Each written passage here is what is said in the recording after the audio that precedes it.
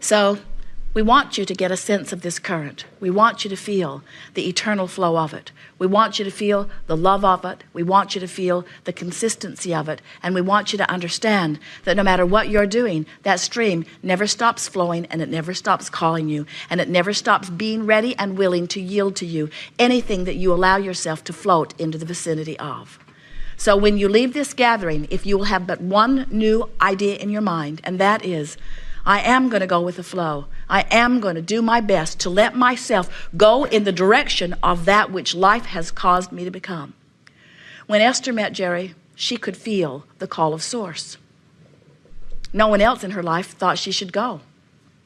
Everyone else said, there's this reason and this reason and this reason. And Esther said, all of you go away because you don't know what I am feeling.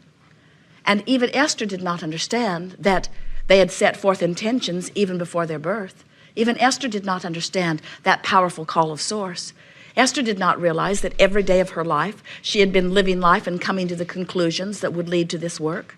And she did not realize that every day of Jerry's life, he had been living life and coming to the conclusions of doing this work. And she did not know, nor did he, that downstream for both of them, there was a coming together of that work, and that when each of them, individually, not even knowing one another, began to follow their bliss, that the stream would lead them to one another and to that which their life had caused each of them to become. You see how it works? Once they came together and they started comparing histories of who knew who, they realized that if they had not met through the path that they met, that there were 20 or 30 other avenues through which they would have met. One day they were driving down a street in Fresno, and Esther said, I used to live in those apartments. And Jerry said, I used to live in those apartments.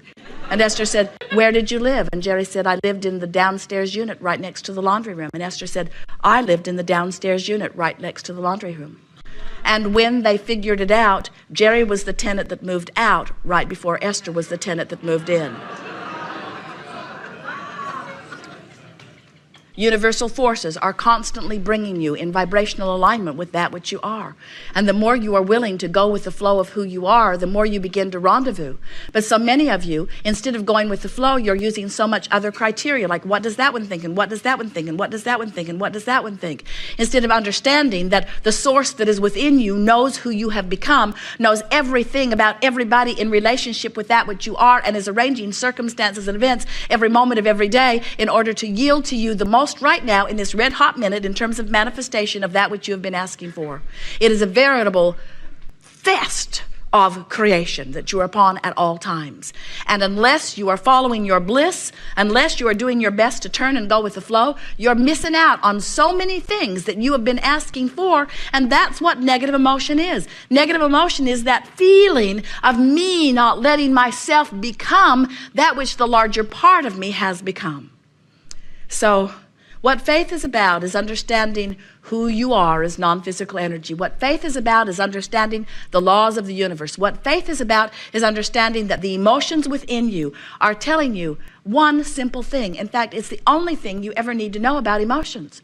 We said it years ago, and we'll say it even more emphatically now. There are only two emotions as far as you are concerned at any given point in time. One feels bad and one feels good. One feels worse and one feels better. Never mind what all of the options are. Never mind what you used to feel. Never mind what they feel or they feel. You've only got one choice right here and now. Upstream, downstream, upstream, downstream. In fact, you don't even have to make the downstream choice. Just stop making the upstream choice.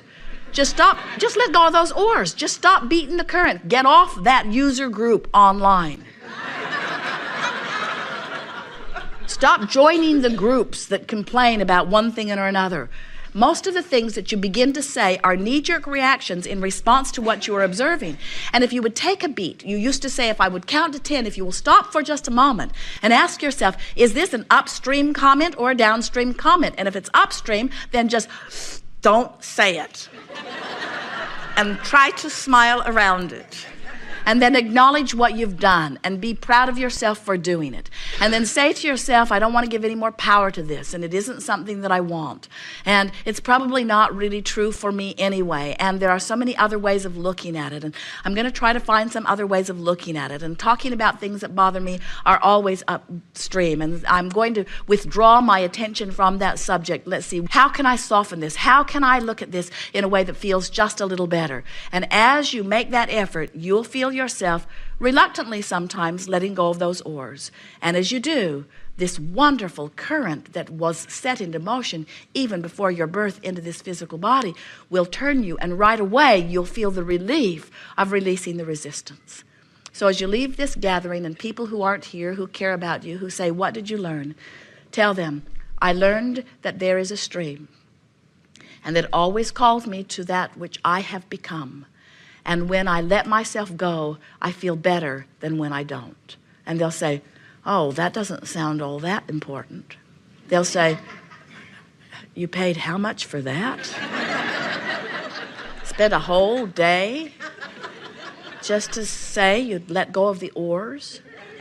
You say, well, there's a lot more to it than that. It's about coming into alignment with who I was before I was even born. It was about coming into alignment with the being that I've become as I have been becoming every day of my life here in this physical experience. It's about becoming the expanded version of that which life has called through me. It's about fulfilling my life's purpose.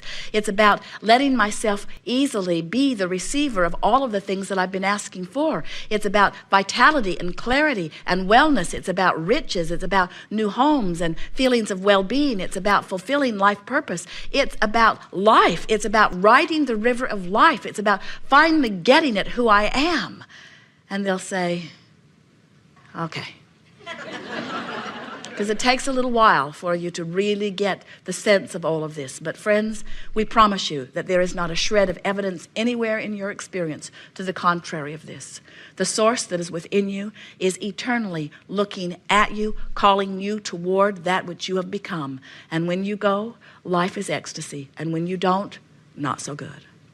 So, we know you have some things you want to talk about. This meeting actually gathered before you dragged your physical bodies here. You'll notice a perfect unfolding. Some things begin right here, then there.